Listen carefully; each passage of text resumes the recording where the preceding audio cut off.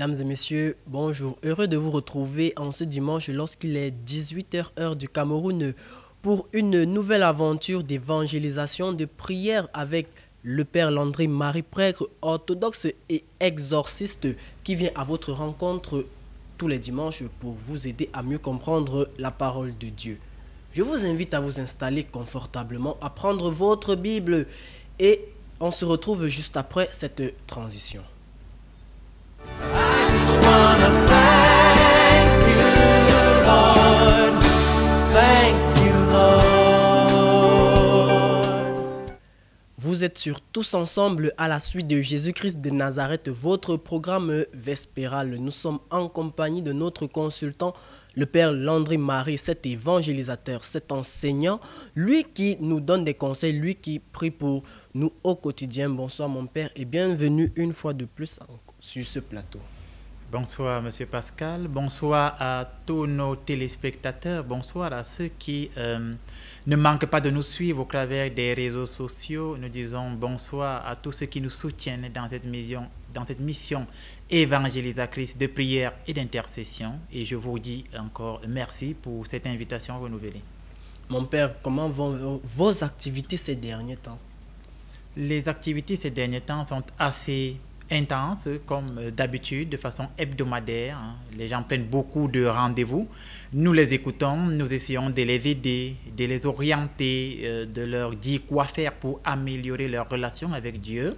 Et nous essayons de trouver le juste milieu pour aller intervenir parce que dans les familles, nous sommes sollicités pour aller dire des messes, soit pour la protection des maisons, soit pour imposer les mains aux enfants qui sont constamment malades dans les maisons, soit encore nous sommes contactés pour aller parfois faire des séances d'exorcisme dans des maisons dans lesquelles certaines personnes sont venues planter des totems, des fétiches. Les activités sont intenses, mais il y avait Dieu notre Père et Jésus nous donne la force de porter cette mission en bon point.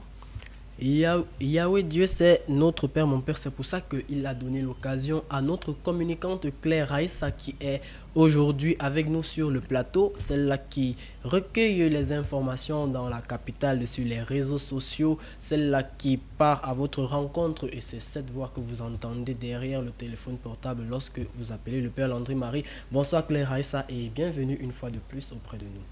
Bonsoir Monsieur Pascal et merci pour l'invitation renouvelée dans le cadre de l'émission Tous Ensemble à la suite de Jésus-Christ. Claire Raissa, j'aime vous poser cette question. Comment vont les rues de la capitale? Bon, les rues de la capitale sont tranquilles, posées, juste ces dernières semaines où on a des accidents un peu catastrophiques qui nous font un peu être apeurés. Mais sinon, on essaye de vaquer du mieux qu'on peut à nos différentes occupations. Bon, nous disons encore merci d'être venu sur ce plateau et nous pleurons avec toutes les familles qui sont en larmes à cause de ces différents accidents et que le Seigneur accueille toutes ces âmes dans son royaume. Nous serons aussi accompagnés de notre pianiste Gomez qui va nous accompagner lors de l'intercession. Mais avant cela, nous allons commencer avec le thème d'aujourd'hui parce que le thème qui nous réunit aujourd'hui est celui de la fidélité perdue. Qu'est-ce que la fidélité perdue? Nous allons recevoir les enseignements du Père Landry Marie avec l'aide des références bibliques de Jérémie chapitre 7 versets 21 à 29. Je vous invite à écouter ensemble la lecture audio des textes choisis et revenons juste après pour une interprétation du Père Landry Marie. Thank you, Lord. Thank you, Lord. Yes, we thank you, Lord. Jérémie, chapitre 7. Ainsi parle l'Éternel des armées, le Dieu d'Israël. Ajoutez vos holocaustes à vos sacrifices, et mangez-en la chair. Car je n'ai point parlé avec vos pères, et je ne leur ai donné aucun ordre, le jour où je les ai fait sortir du pays d'Égypte, au sujet des holocaustes et des sacrifices. Mais voici l'ordre que je leur ai donné. Écoutez ma voix, et je serai votre Dieu, et vous serez mon peuple. Marchez dans toutes les voies que je vous prescris, afin que vous soyez heureux. Et ils n'ont point écouté, ils n'ont point prêté l'oreille. Ils ont suivi les conseils, les penchants de leur mauvais cœur, ils ont été en arrière et non en avant. Depuis le jour où vos pères sont sortis du pays d'Égypte, jusqu'à ce jour, je vous ai envoyé tous mes serviteurs, les prophètes. Je les ai envoyés chaque jour dès le matin. Mais ils ne m'ont point écouté, ils n'ont point prêté l'oreille, ils ont raidi leur cou, ils ont fait le mal plus que leur père. Si tu leur dis toutes ces choses, ils ne t'écouteront pas. Si tu cries vers eux, ils ne te répondront pas. Alors dis-leur, c'est ici la nation qui n'écoute pas la voix de l'Éternel, son Dieu, et qui ne veut pas recevoir instruction. La vérité a disparu, elle s'est retirée de leur bouche. Coupe ta chevelure et jette-la au loin. Monte sur les hauteurs et prononce une complainte, car l'Éternel rejette et repousse la génération qui a provoqué sa fureur. Car les enfants de Juda ont fait ce qui est mal à mes yeux, dit l'Éternel. Ils ont placé leurs abominations dans la maison sur laquelle mon nom est invoqué, afin de la souiller.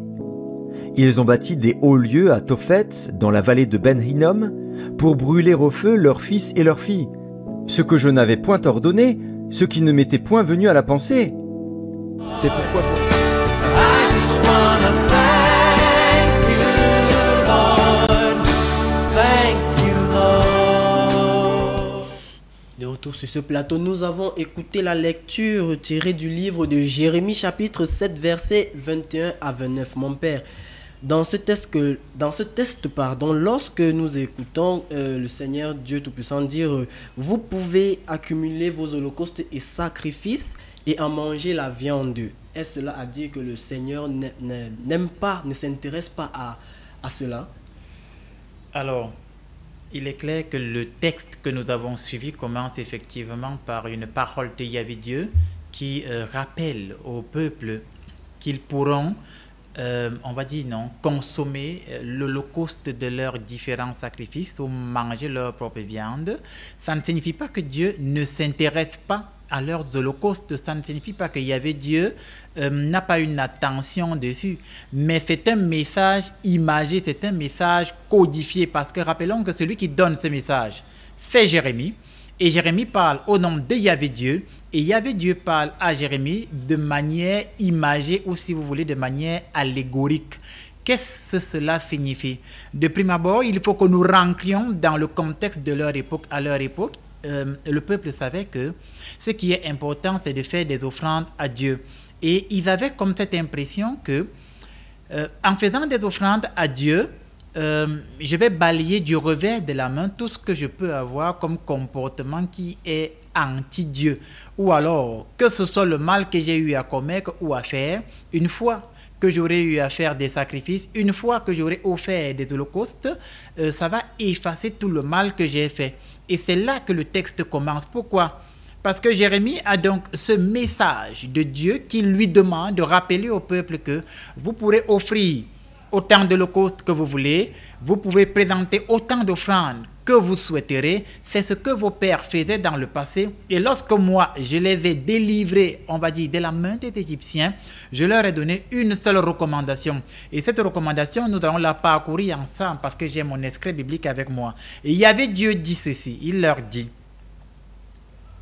si vous marchez dans mes chemins, si vous conservez ce que je vous ai enseigné, alors vous serez mon peuple et moi, je serai votre Dieu.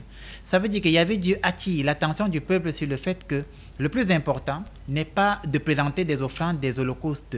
Le plus important pour Dieu, c'est de respecter les ordonnances qu'il leur donne. Et les ordonnances que Dieu leur donne, c'est quoi? C'est sa parole.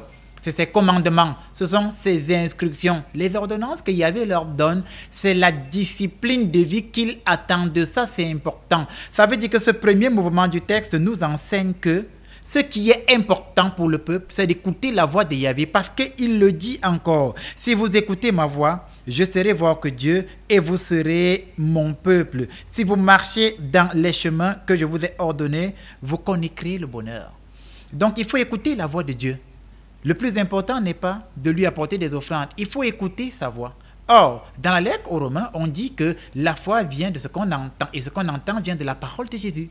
Et dans Luc chapitre 10, je pense, verset 16, Jésus va dire, qui vous écoute, m'écoute. Et qui m'écoute, écoute celui qui m'a envoyé. Donc, le plus important dans la vie d'un croyant, c'est d'écouter la voix de Dieu. Et c'est ce qu'il est en train de dire au peuple à travers Jérémie.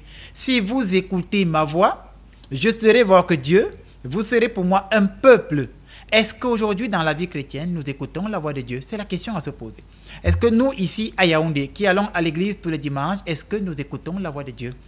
Est-ce que c'est la voix de Dieu qui me dirige? Et quand on parle de la voix de Dieu, la voix ici rappelle l'enseignement. Dans les évangiles de Jean, lorsque Jésus parle, il dit, « Je connais mes brebis me connaissent. » Et Jésus continue et il dit, lorsque je parle, mes brebis entendent ma voix et elles viennent à moi. Qu'est-ce que ça dit? La brebis est celle qui reconnaît la doctrine, c'est-à-dire l'enseignement. La parole ici dont parle la Sainte Bible, ce n'est pas le son de la voix. La parole ici est une allégorie qu'il faut interpréter comme étant le message. Donc lorsque Yahvé Dieu dit, vous écouterez ma voix et vous serez mon peuple, c'est pour dire, vous garderez mon message. Et ce qui est important dans notre vie chrétienne, est-ce que je garde le message de Dieu? Et quel est le message de Dieu aujourd'hui? Tu ne voleras pas, tu ne tueras pas, tu ne feras pas de faux témoignages, tu ne convoiteras pas la femme d'autrui, tu ne feras pas, je veux dire, du mal à ton prochain. Ça, c'est le message de Dieu. Donc, écoutez ce message de Dieu-là, écoutez la voix de Dieu, c'est mettre ce message en pratique. Mais nous vivons dans une société où de plus en plus, les gens n'écoutent pas la voix de Dieu et cherchent des solutions à leurs propres problèmes de par leur intelligence. Dans la suite du texte, il continue et il dit ceci. « Lorsque j'ai délivré vos pères de la main des Égyptiens, je ne leur ai rien demandé. » Ça veut dire que pour Dieu, le plus important n'est pas un sacrifice externe. Dans le livre des psaumes, il dit que ce qui plaît à Dieu, c'est un cœur brisé et concret. Donc ce qui intéresse Dieu, ce n'est pas que tu viennes lui donner 500 000 francs ou que tu lui fasses à Yahvé Dieu une offrande de 2, de 3, de 4 ou de 10 millions. Ce qui intéresse Dieu de prime abord, c'est si tu lui donnes ton cœur. Et comment donner son cœur à Dieu? C'est décider de mettre Jésus à la première place dans sa vie de manière radicale. Ça veut dire, entre la parole de Jésus et la parole des hommes, je choisis la parole de Jésus en tout temps et en tout lieu. Entre faire la volonté de Dieu et la volonté des hommes, je fais la volonté de Dieu en tout temps et en tout lieu. Entre être bien vu devant les hommes et être apprécié de Dieu, je choisis d'être apprécié de Dieu, quitte à être rejeté des hommes en tout temps et en tout lieu. Entre la parole de Dieu et la parole des hommes, il n'y a pas match. Entre la volonté de Dieu et la volonté des hommes, il n'y a pas match. Et vous qui m'écoutez à la maison, vous vous posez la question, est-ce que je fais la volonté de Dieu? Est-ce que je mets en pratique la parole de Dieu? Est-ce que je reçois ce message de Dieu? Et est-ce que je vis de ce message de Dieu? Et il continue et il fait comprendre que lorsque le peuple s'est détourné, c'est Jérémie qui parle. Il dit lorsque le peuple s'est détourné de sa fidélité, parce que nous parlons de la fidélité perdue, Yahvé Dieu dit, je leur ai envoyé des prophètes sans me lasser. Les prophètes, c'est qui? C'est les prêtres aujourd'hui qui vous parlent. Ce sont les pasteurs envoyés. Ce sont eux les représentants des prophètes aujourd'hui ou alors qui symbolisent la voix prophétique. Et la voix prophétique, c'est la voix de Dieu. À ne pas confondre avec la fausse voix prophétique qu'on retrouve dans Jérémie 23:9. Et dans Jérémie 23:9, il dit, n'écoutez pas ces prophètes qui ont prophétisé de par leur intelligence et vous ont fait croire que ces prophéties venaient de moi. Ce ne sont pas de ces prophètes dont on parle. Ici, on parle des serviteurs de Dieu qui gardent cette parole de Jésus dans leur cœur, qui se nourrissent du corps et du sang de Jésus et qui vivent de la volonté du Père et qui ne font pas ce que leur imagination leur demande de faire, mais qui transmettent la volonté de Dieu au peuple. Et il dit, j'ai envoyé des prophètes sans me lasser, mais vous ne les avez pas écoutés. Ensuite, il continue, il dit, et comme vous ne les avez pas écoutés, vous aujourd'hui qui êtes les descendants de vos pères, vous avez fait plus de mal aujourd'hui que vos propres pères. Voilà le premier mouvement du texte, Monsieur Pascal. Effectivement, mon père, en lisant le texte, lorsque Yahvé dit, vous avez fait plus de mal que vos pères, de quel mal parle-t-il? Alors, lorsque Yahvé Dieu dit que vous avez fait plus de mal que vos pères, on sait que ceux qui étaient en Égypte, un des aspects sur lesquels ils ont été très mal compris ou alors ils ont très mal compris Dieu, c'est qu'ils ont vécu dans une certaine désobéissance, le doute.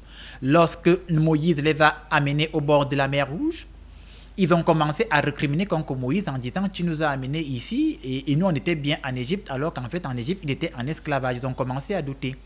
On se rappelle encore que ce même peuple, leur père, on se rappelle que lorsqu'ils se sont retrouvés dans le désert et qu'ils ont reçu la manne de Dieu, ils vont commencer à dire à Moïse « Dieu veut nous faire mourir, ici on n'a pas d'eau. » Ils vont douter. Donc la faute des pères, c'est une sorte de doute. Ils étaient un peuple incrédule qui, lorsque Yahvé Dieu donnait sa parole, eux, ils posaient un élément de doute. Et cet élément de doute les séparait de Dieu et Yahvé les corrigeait ou alors leur châtiait à cause de leur doute. Maintenant, lorsque Jérémie parle aux descendants, les enfants, c'est-à-dire nous aujourd'hui, qui sommes aussi de cette lignée dont nous descendons de ce peuple, il dit, vous avez commis plus de mal que vos pères. Ça veut dire quoi? Nous vivons dans une société aujourd'hui où les gens ne doutent plus de la présence de Dieu. Non, ils ont décidé que Dieu n'existe pas. C'est ça, le mal qui est plus grave que ce que les pères ont fait. Ça veut dire qu'à l'époque des pères, eux, ils ne disaient pas que Dieu n'existait même pas.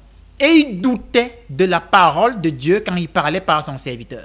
Il disait à Moïse, Dieu t'a dit ceci et maintenant Dieu va nous tuer au désert, où est l'eau? Il disait à Moïse, tu nous as amenés au bord de la mer, on était bien en Égypte, maintenant Dieu va nous tuer ici, il fallait nous laisser en Égypte. Donc eux, ils reconnaissaient quand même qu'il y a un être, Dieu, un créateur, mais peut-être qu'il nous a même abandonnés. Mais nous aujourd'hui, nous vivons donc dans cette société où les gens ne croient même plus qu'il y a un Dieu créateur, ils ont décidé que Dieu n'existe plus. Et toute leur vie est organisée sur le fait que Dieu n'existe pas. Et de plus en plus, nous avons cette doctrine qui pullule dans la société camerounaise et africaine, qui consiste en ce que Dieu est inexistant et c'est nous qui sommes des dieux, ce qui est faux. Il y a un Dieu qui existe et c'est pourquoi Jérémie parle et il dit « Vous avez commis plus de mal que vos pères. » Et ceux qui vont à l'église et qui m'écoutent aujourd'hui à la maison, chacun se pose la question « Est-ce que je fais partie de ceux qui doutent de la parole de Dieu ou est-ce que je fais partie de ceux qui ont rejeté totalement Dieu? » Et moi, Père Langry-Marie, ce que je dis, vous qui m'écoutez à la maison, de plus en plus, vous appartenez à cette tranche de la génération qui a rejeté l'existence de Dieu. Comment vas-tu m'expliquer que tu te dis être chrétien, communié, confirmé et baptisé, et tu vas à l'église chaque jour, tu manges le corps et le sang de Jésus, et toi, pour protéger ta maison, tu enterres un totem? Ça veut dire que tu ne crois pas en Dieu. Pour toi, Dieu n'existe pas. Et pour toi, c'est le totem-là qui protège ta maison et tes enfants. Certains marchent tout le temps dans leur poche avec le jujube ou le ndon. Et dans leur tête, ils se disent, c'est ce jujube et ce ndon qui me protègent. Ce qui est faux. Je ne suis pas en train de dire qu'il n'y a pas des éléments dans la nature qui ne sont pas bons et qu'on ne peut pas utiliser. Ce n'est pas ce que je dis. Mais je suis en train d'orienter pour faire comprendre qu'aujourd'hui, le peuple a substitué Dieu à des rituels vides de sens. Et ils ont mis leur foi dans ces rituels vides de sens au point où inconsciemment ou consciemment, ils ont rejeté Dieu et ils ont décidé qu'eux-mêmes, ils sont leurs protecteurs. C'est de ce mal, Monsieur Pascal, dont Jérémie parle. Et nous vivons donc dans cette société où ce mal prolifère et on a décidé que Dieu n'existe plus. Voilà pourquoi un de ces philosophes-là va dire, si j'ai bonne mémoire, c'est Nietzsche. Dans son œuvre en allemand, il va dire « Tout spark Zarathustra » en français, « Ainsi parlait Zarathustra ». Il va dire « Dieu est donc mort et nous voulons que vive le surhomme, l'uter-homme, l'escra-homme. » C'est-à-dire qu'aujourd'hui, l'homme n'a plus pour repère que lui-même, ses pensées, ses désirs, sa volonté. L'homme n'a plus pour repère Dieu. Et à partir de ce moment, on décide que le mal est bien et que c'est le bien qui est mal. Conséquence, on se retrouve avec une jeune fille qui décide qu'elle est un homme. On se retrouve avec un homme qui dit qu'il est une femme. Et au nom de la tolérance, on se dit il faut les laisser faire. C'est de ce mal dont Jérémie parlait déjà des siècles et des siècles avant.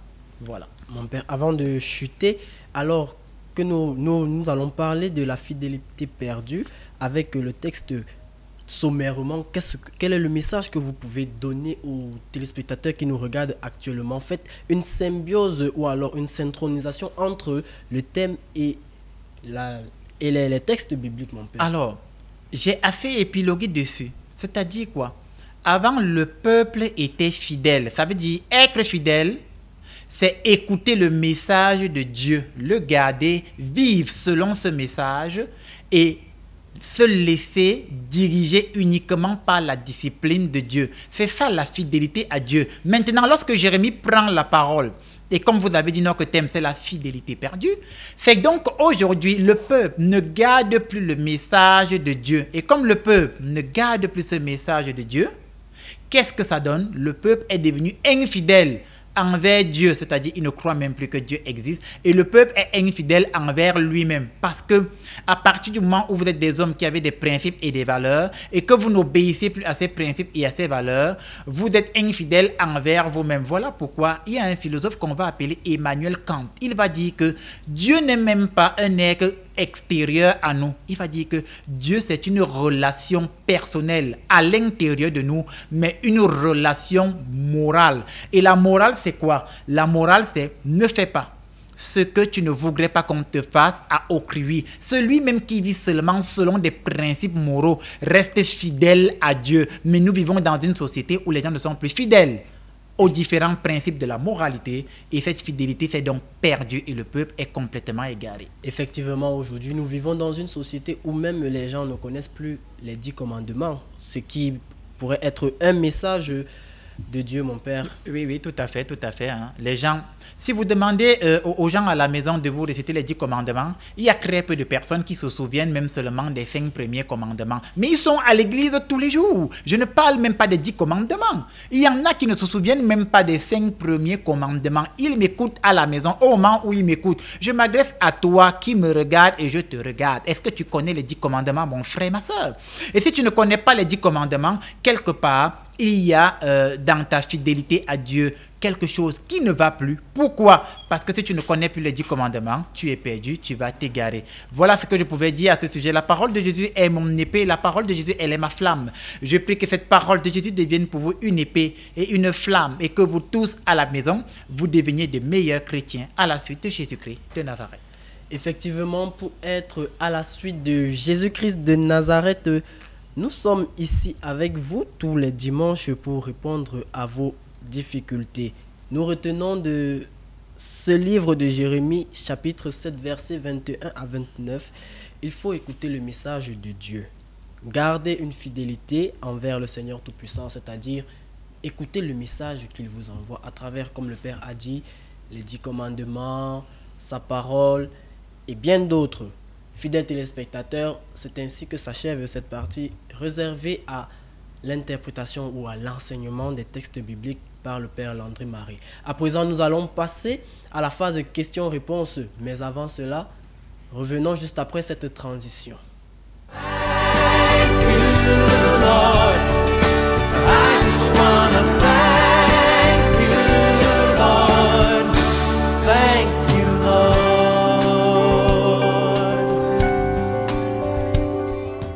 Nous sommes de retour sur ce plateau pour la phase questions-réponses. Comme je le disais à l'entame de cette émission, nous sommes avec Claire Aïssa, notre communicante qui part sur le terrain recueillir les informations. Elle est aussi celle-là qui est sur les réseaux sociaux pour prendre les opinions, les questions des téléspectateurs, des followers. Bonsoir Claire et une fois de plus, bienvenue. Merci Pascal, bonsoir encore une fois de plus et merci pour l'invitation renouvelée sur ce programme Tous ensemble à la suite de Jésus-Christ de Nazareth. Donc nous allons entrer dans le vif du sujet sans plus perdre de temps, mais avant ça, permettez-moi déjà de passer un bonjour particulier au Père Landry Marie. Comment vous allez, mon Père? Alors, je vais bien, tout se passe bien. Nous espérons que nous allons pouvoir apporter des éléments de réponse à ces questions que vous allez nous poser de la part des téléspectateurs, et que en apportant ces éléments de réponse, j'espère et je crois que les uns et les autres vont se mettre véritablement à la suite de Jésus-Christ de Nazareth. Nous avons retenu quand même tout à l'heure qu'il faut éviter de marcher avec les jujubes, mon Père. Ouais, peut-être pas éviter de marcher avec les jujubes, parce que sinon on va dire, oh, vous voyez, c'est un anti-traditionnaliste, il ne comprend rien à la tradition. Non, ce que je dis, c'est quoi? C'est que marcher avec un jujube, ce n'est pas ça qui te protège de l'action du mal. Voilà ce que je dis. Vous comprenez? Oui. Sinon, je commence à croire que c'est ce jujube qui me protège et que je suis invulnérable lorsque j'ai ce jujube. Et on peut prendre un exemple avant vos questions. Si tu as le jujube dans la poche, tu violes la fille de quelqu'un et que ce quelqu'un s'en va voir le marabout pour te faire du mal, jujube ou pas jujube, tu es coupable. Ta culpabilité te rend vulnérable et la probabilité que le mal qu'il t'envoie te frappe est très élevée. Jujube ou pas jujube, il faut vivre selon les principes du bien que Dieu nous donne. Et ce n'est qu'en vivant selon les principes du bien que la protection de Dieu nous est accordée et pas la protection du jujube. C'est ça, c'est ce que j'ai dit. D'accord, merci beaucoup mon père. Alors on va prendre la première question, c'est celle de Larissa, depuis PK17. Larissa demande de savoir comment est-ce qu'elle peut faire pour pouvoir ramener son petit ami à aller à l'église, comme il le faisait avant. Donc apparemment, avant, elle allait à l'église avec son petit ami, si je fais un récapitulatif, et maintenant ce dernier ne va plus à l'église et elle voudrait vos conseils pour savoir comment est-ce que ramener son petit ami à l'église. Alors, dans sa lettre, l'apôtre Jacques dit que lorsque quelqu'un mène un mauvais style de vie qui ne cadre pas selon l'Église, parlez-lui. Ensuite, il dit, s'il ne vous écoute pas, appelez 1 ou 2 ou 3 personnes de l'Église, c'est-à-dire des chrétiens, parlez-lui. Il dit, si 2 ou 3 personnes n'arrivent pas à le convaincre, amenez l'affaire à la communauté, c'est-à-dire à l'Église. Si encore là, il n'écoute même pas les autorités de l'Église, considérez-le comme un païen. Tout simplement. La Bible répond à ce genre de questions. Ça veut dire qu'elle lui parle, il n'écoute pas, elle appelle 2 ou 3 frères dans l'église qui vont lui parler pour essayer de le ramener sur le chemin. Il n'écoute pas, vous amenez l'affaire, je vais dire comme ça, chez un encadreur spirituel. Ça peut être un prêtre, un pasteur. Et lorsque le prêtre, le pasteur va lui parler, il refuse, il n'écoute pas. La Bible dit, considérez-le comme un païen. Ça veut dire quoi? Les mauvaises compagnies corrompent les bonnes mœurs. Il est hors de question de continuer à marcher avec quelqu'un qui ne va pas à l'église, qui ne croit pas en Dieu et qui s'en fiche de la messe. Il est hors de question de continuer à marcher avec cette personne parce que tôt ou tard, d'une manière ou d'une autre, il risque de vous contaminer ces mauvaises habitudes et vous allez vous aussi devenir un mauvais chrétien ou une mauvaise chrétienne. Du courage et que Dieu te bénisse. D'accord, j'espère que Larissa a bien suivi de trouver les moyens de parler avec son ami et s'il continue dans cette lancée-là, que faire? Juste le quitter, si on va dire ça ainsi. Oui, tout à fait. Voilà. La deuxième question, c'est « Bonjour mon père, je me nomme Ange, j'ai 27 ans, je suis victime de kyste bilatéral de la tête, des épididymes. Alors, j'ai besoin d'aide. » Alors, il est victime des kystes bilatéraux, des têtes, des épididymes, il a besoin d'aide. Et également des couches de nuit. Et des couches de nuit. Bon, je prends le premier versant de la question. Vous allez constater que lorsque j'interviens sur les médias, on met Père Langri-Marie. On ne met pas Docteur Langri-Marie. Vous comprenez? Ça veut dire quoi? Quand j'écoute kyste bilatéral épididyme, c'est des expressions médicales. Exactement. Et je ne suis pas le repère pour ce genre de problème. Que les choses soient claires. Et je pense la problématique aujourd'hui dans la société camerounaise, c'est que on se retrouve de plus en plus avec des prêtres qui disent tous faire dans l'exorcisme et qui n'arrivent plus à faire une différence entre un problème d'ordre scientifique et médical et un problème d'ordre spirituel. Elle a des kystes épididymes, allez voir un médecin. Maintenant, si après un suivi médical clair et net, limpide, cela perdure alors que tous les traitements médicaux ont été épuisés à répétition, à partir de ce moment, nous implorerons ou nous allons implorer une intervention divine de Dieu en votre faveur car rien n'est impossible à Dieu. Mais de prime abord, je ne suis pas le repère. Allez d'abord à l'hôpital et après des résultats médicaux, nous verrons ce qu'il y a lieu de faire. C'est ce que j'avais à dire à ce sujet. Pour les problèmes de couche de nuit, 2 choses. Est-ce que vous êtes en couple? On n'en sait rien. Est-ce que vous êtes marié? On n'en sait rien. Parce que je rappelle pour nos téléspectateurs, non? Beaucoup de gens viennent me trouver au bureau et disent que ils ont des couches de nuit parce que quand ils dorment, ils rêvent qu'ils couchent avec une femme, ils rêvent qu'ils couchent avec un homme. Je demande, est-ce que tu es en couple? Est-ce que tu es marié? Non, on appelle ça des rêves érotiques. Quelqu'un qui n'est pas actif sexuellement et qui avait déjà été actif sexuellement et qui pendant une période ne vit plus la sexualité va rêver forcément à un moment donné qu'il a des relations intimes avec un tiers. C'est des rêves érotiques. Ce ne sont pas des couches de nuit. Mais les couches de nuit, c'est des attaques mystiques. Ça, c'est autre chose. Donc, nous n'avons pas ces informations. Nous ne pouvons pas nous prononcer objectivement et de manière optimale sur le deuxième versant de la question. Donc, ce que Ange a déjà à faire pour un premier pas, c'est d'abord déjà aller à l'hôpital. Tout à fait. Et pour ses couches de nuit, d'avoir plus d'informations sur son quotidien. Voilà, tout à fait. D'accord. Alors, troisième question. Ça va toujours dans le même sens, hein, mon père. Comment peut-on chasser les maris de nuit? Comment est-ce qu'on peut chasser le mari de nuit? Il faudrait déjà, comme on l'a dit, qu'on s'assure que ce soit véritablement un mari de nuit, que ce soit véritablement une couche de nuit. Mais si c'est une couche de nuit ou si ce sont des couches de nuit, qu'est-ce qu'on va faire? Je recommande à faire une neuvaine à Saint-Michael à Archange. C'est pas compliqué. 9 jours de prière et de jeûne à Saint-Michel à Archange. Mais avant de faire la neuvaine à Saint-Michel à Archange, il vous faut vous confesser de manière claire et nette. Vous vous confessez, ça veut dire que vous quittez de l'état de disgrâce à l'état de grâce. Vous commencez à faire des neuvaines à Saint-Michel Archange. Autant que ce mari de nuit va vous suivre, vous répétez les neuvaines à Saint-Michel Archange. Saint-Michael Archange dans l'Apocalypse, c'est lui qui combat le dragon, les forces du mal, et qui les brise et les détruit. Vous l'invoquez au nom du Christ au travers d'une neuvaine, 9 jours de prière et de jeûne à répétition. L'archange Michael, au nom du Christ, va venir combattre pour vous et à un moment donné va briser ses liens avec ce mari de nuit et vous vous sentirez libéré parce que rien n'est impossible à Dieu qui agit par ses anges, ses archanges et son Esprit Saint. Voilà ce que je pouvais donner comme conseil pour ce problème de mari de nuit. D'accord, mais mon père, vous avez dit tout à l'heure, il faut se confesser.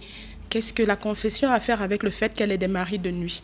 Alors, qu'est-ce que la confession a à faire avec le fait qu'elle ait des maris de nuit? Dans un pourcentage élevé de cas, c'est ce qu'on appelle des liens générationnels. Ça veut dire que parfois, c'est les parents qui ont lié quelqu'un à un mari de nuit et la personne commence à vivre ce phénomène de mari de nuit sans même savoir pourquoi. Et là, il faut se confesser pour demander pardon pour les péchés de ses parents. Ça, c'est dans le livre de l'Exode que vous le trouvez. Dans un autre pourcentage élevé, c'est la personne elle-même qui s'est liée à des maris de nuit parce que lorsque vous allez voir un marabout, un féticheur, et que vous voulez absolument enfanter et qu'il vous dit pour que tu puisses enfanter, il faut que je couche avec toi et que tu finisses de coucher avec le marabout, il fait un rituel mystico-spirit où il va te lier à l'esprit qui habite lui, le marabout, et cet esprit va te permettre d'enfanter, sauf qu'à partir de ce moment, tu deviens donc la femme de l'esprit en question. Et il te faut aller te confesser parce qu'en allant chez un marabout pour avoir l'enfant, tu t'es détourné de Dieu. La fidélité perdue, on revient dessus.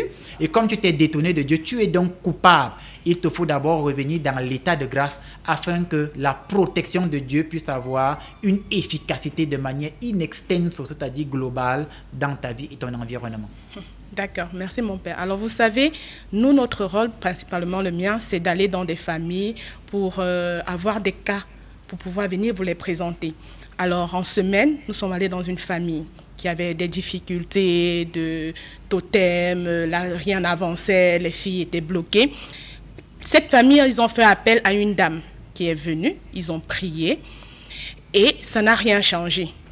Elle a même, la dame en question, planté une croix dans cette maison-là. Mais les problèmes sont toujours là, rien n'a évolué, il y a toujours des bruits à la maison, bref, rien dans cette famille n'a changé. Nous, on voudrait donc aujourd'hui, mon père, avoir votre avis par rapport à ce cas en tant que prêtre exorciste.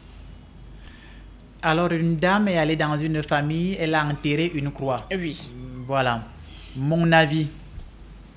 Mais c'est très bizarre. C'est très bizarre. Ça veut dire quoi? J'imagine la croix de Jésus. Elle a pris une image sainte, elle a enterré et elle a dit que la famille... protéger la maison. Voilà, ça va protéger la maison ou le camp. Quand je dis c'est très bizarre, je n'ai pas envie de dire c'est démoniaque. Je ne veux pas frustrer les gens. Donc, je vais partir du postulat que la dame est mal formée. Je ne veux pas pointer les gens du doigt. Je vais partir du postulat qu'elle est mal formée, comme c'est la plupart de beaucoup de personnes qui font dans le combat spirituel dans la société camerounaise actuellement. Qu'est-ce à dire? Prendre une croix qui est supposée être une image sainte, aller l'enterrer et dire aux gens que maintenant que j'ai enterré la croix, la famille est protégée, c'est leur enseigner à faire de l'idolâtrisme, tout simplement. Ça veut dire que la famille va croire que c'est ce bout de fer ou de bois que vous avez mis dans la terre qui vient les protéger. Ce qui est faux, ce qui est une erreur. Ce qui doit les protéger, c'est l'Esprit Saint.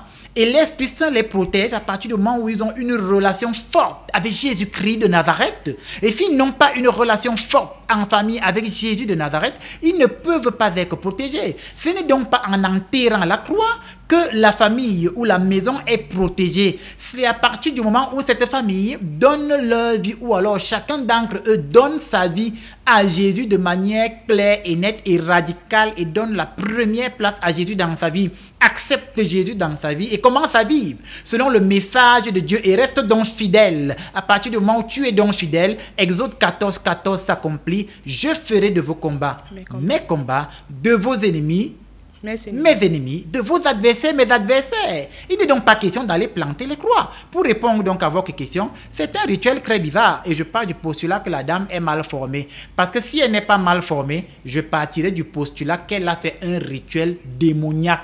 Enterrer la croix de Jésus qui symbolise une image sainte, c'est un rituel vraiment démoniaque qui n'a rien à voir avec de l'exorcisme qui s'apparente à du spiritisme.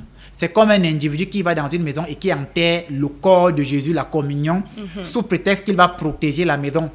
Le corps de Jésus, c'est quelque chose de saint, de pur. C'est quelque chose qu'il ne faut pas désacraliser. Et lorsqu'un prêtre s'en va, il enterre la communion, deux choses. Soit il est très mal formé, donc c'est un très mauvais exorciste, soit c'est tout simplement un sataniste. Et comme on ne sait pas de quel bord les prêtres viennent aujourd'hui, c'est chacun avec son discernement qui doit savoir que ceci est bien et ceci n'est pas bien. C'est pourquoi j'aime à dire, nous devons être intelligents pour Dieu.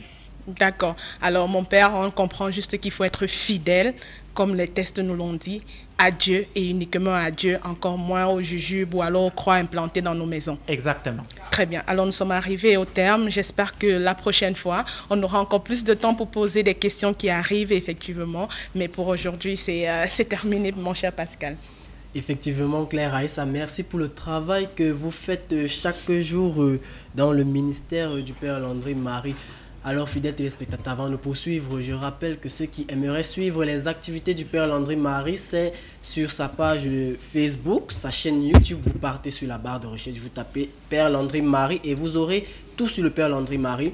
Si vous voulez également suivre encore davantage les enseignements du Père, allez sur son compte TikTok Père Landry Marie et vous aurez d'autres avantages, vous aurez encore d'autres enseignements, pardon. Fidèles téléspectateurs, nous allons ensuite enchaîner avec la phase intercession.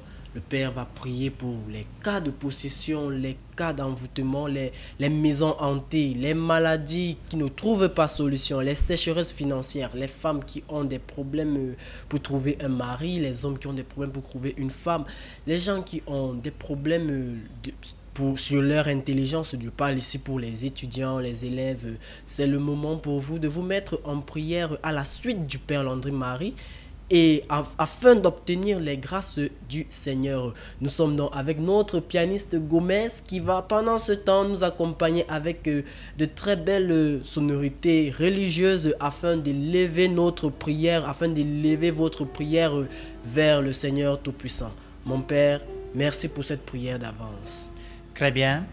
Chers amis téléspectateurs, nous fermons les yeux pour ceux qui sont assis. Ceux qui peuvent se mettre à genoux à la maison se mettent à genoux. Ceux qui peuvent se lever, vous vous levez. Ceux qui peuvent s'allonger comme notre Père David s'allonge. Ensemble, nous fermons les yeux, nous baissons la tête et au nom de Jésus, le nom devant lequel tout genou fléchit et crame, et à la force du Saint-Esprit, ensemble, avec vous à la maison, nous prions.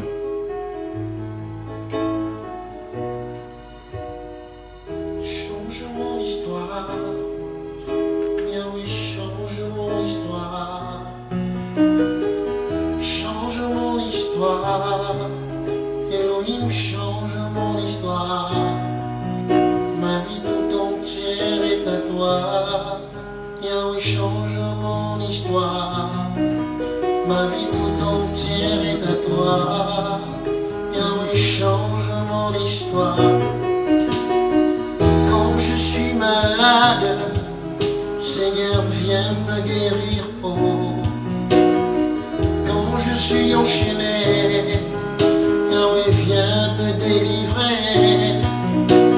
Quand je suis bloqué, Seigneur, viens me chercher, oh. Quand je suis envoûté, Yahweh, viens me justifier. entière est à toi. Yahweh, change mon histoire. Ma vie tout entière est à toi. Yahweh, change mon histoire. Change mon histoire. Yahweh, change mon histoire. Change mon histoire. Elohim, change mon histoire. Ma vie tout entière est à toi. Yahweh, change mon histoire. Ma vie tout entière est à toi. Elohim, change mon histoire. Change. Oui, Jésus. Je prie pour toutes les personnes qui souffrent dans leur chair, Jésus, je prie. Pour toutes les personnes, Seigneur, qui depuis des années ont des maladies incurables. Ils sont allés dans les hôpitaux, ils ont fait tout genre d'examens et n'ont pas trouvé la guérison. Ils ont fait tout genre d'opérations et on n'a pas trouvé de solution. Seigneur, je te prie pour tous les malades qui regardent ce programme, des personnes qui ont des douleurs au niveau des mains, des douleurs au niveau des pieds, des douleurs dans le ventre, des douleurs dans l'estomac, des personnes, Seigneur, dont les intestins se sont tortillés depuis des années. Que par le nom de Jésus de Nazareth, toute maladie incurable dans votre corps sorte par air et par liquide et vous en libère maintenant et que vous trouviez la guérison à cet instant. Au nom de Jésus-Christ de Nazareth, Seigneur, je prie pour toutes les personnes qui ont des douleurs au niveau du pied, au niveau de la cheville, toutes ces personnes qui ont traversé le poison et le poison a commencé à grandir au niveau des chevilles, au niveau des orteils, de telle sorte que les chevilles et les orteils commencent à devenir noirs et à se nécroser. Je commande et j'ordonne que par le nom de Jésus-Christ de Nazareth, ce poison rapide et lent qui grandissait dans ta cheville et tes orteils sortent maintenant et te libère au nom de Jésus-Christ de Nazareth. Que ton pied, mon frère et ma soeur, au nom de Jésus, trouve la guérison au nom de Jésus-Christ de Nazareth. Que ton ventre, en ce moment même, trouve la guérison au nom de Jésus-Christ de Nazareth. Que cette douleur que tu crains depuis des années et par laquelle on t'a opéré et tu ne t'es pas guéri, que cette douleur sorte de ton corps maintenant et que tu sois guéri au nom de Jésus de Nazareth. Je prie pour celui-là ou pour celle-là qui depuis 6 mois et 8 mois est alité dans l'hôpital et n'arrive plus à se lever. Je commande et j'ordonne que l'esprit qui te maintenait alité sorte de ta maison et de ta chambre et que tu te lèves. Lève-toi et marche au nom de Jésus-Christ de Nazareth. Enfin, Seigneur, je prie pour toutes ces personnes sur qui on a lancé les envoûtements, les ensorcelements, que ces envoûtements et ces ensorcelements soient donc de nuls et de sans effet dans votre vie au nom de Jésus-Christ de Nazareth. Christ a promis d'être avec nous. Je m'accroche à lui, je m'accroche à lui.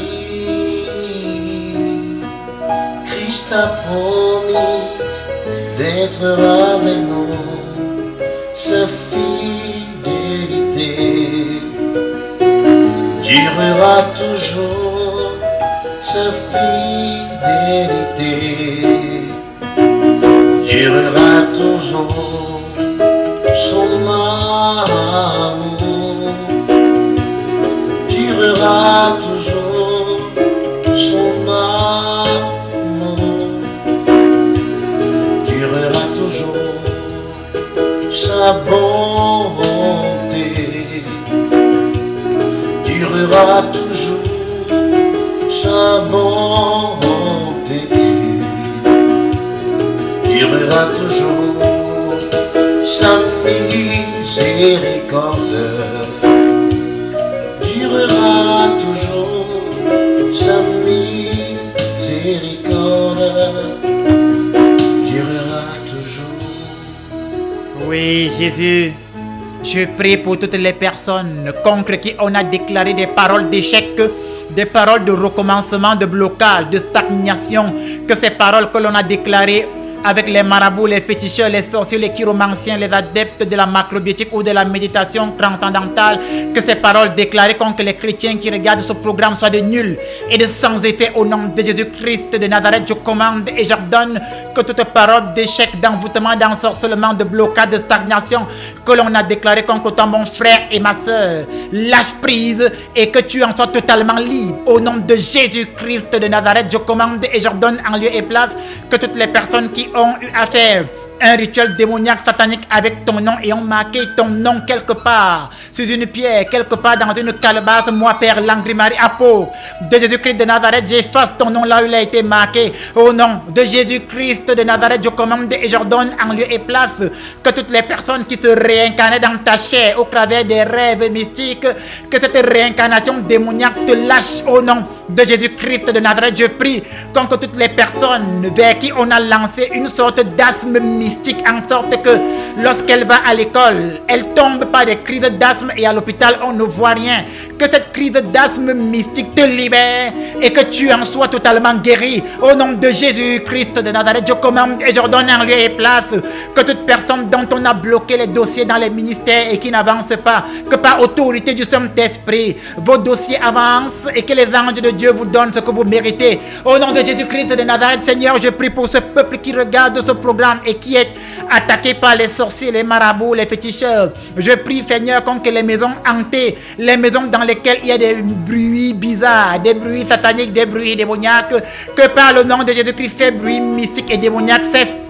Au nom du Père, du Fils et du Saint-Esprit, Seigneur, enfin, je prie encore et encore pour toutes les personnes, mon Dieu, mon Roi, qui sont sous l'emprise des forces du mal, qui sont envoûtées, qui sont possédées, Seigneur, que tout esprit démoniaque, tout esprit d'Asmodée, tout esprit d'Astaroth, tout esprit ténébreux qui possède le corps d'un chrétien, je m'adresse à toi qui est dans le corps de ce chrétien, sors de cet enfant, sors de sa maison, sors de sa famille, sors de son existence, va en enfer, là il y aura des pleurs et des grincements de dents. Je prends autorité en lieu et place sur toutes les personnes qui sont possédées, qu'à cet instant par le nom de Jésus, que cet esprit méchant et malin qui vous possède vous libère au nom de Jésus-Christ de Nazareth. Soyez libérés et guéris au nom du Père, du Fils et du Saint-Esprit.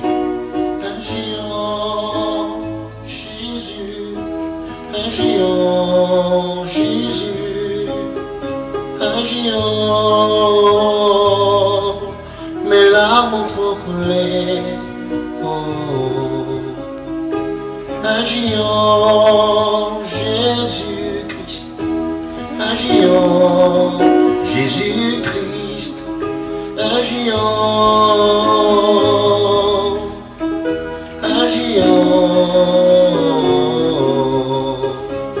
Aujourd'hui, bien plus qu'hier, j'ai tellement besoin de toi. Tes exploits d'autrefois, Père, je désire encore les voir. Car rien ne va plus, Jésus-Christ. Je suis en proie au doute et au désespoir. Les amis m'ont dit Dieu est mort.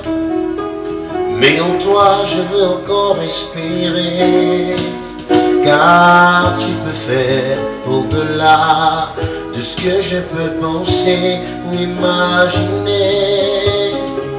Agis en Jésus-Christ, agis en Jésus-Christ, agis en, mes larmes ont trop coulé.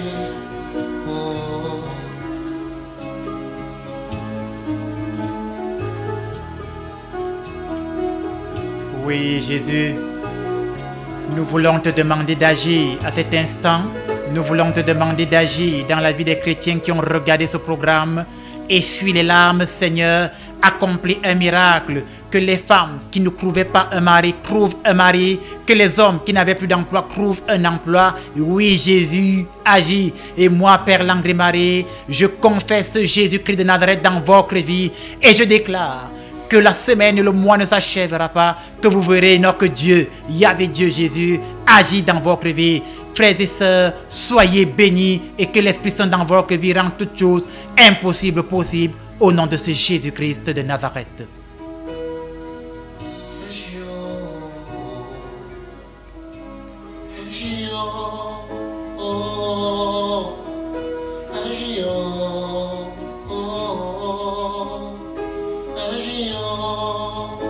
Jésus, fais quelque chose. Jésus-Christ, agis. Mes larmes ont trop coulé. Agis, fais quelque chose. Agis, fais quelque chose. Agis, agis, agis Seigneur, agis, agis, agis, agis, agis. Nous remercions notre pianiste Gomez et le Père Landry Marie pour cette intercession. Nous espérons que le Seigneur Dieu Tout-Puissant, lui qui est le seul maître, va vous récompenser. Fidèles téléspectateurs, c'était tout pour Tous Ensemble à la suite de Jésus-Christ de Nazareth. Revenons dimanche prochain pour une autre thématique avec de nouvelles références bibliques. Nous remercions ici les caméramens. Nous pensons à Rodrigue Angré. Nous pensons aussi à notre réalisateur Ledoux. Et nous vous disons à la semaine prochaine, même heure, même lieu. Et que Dieu vous bénisse.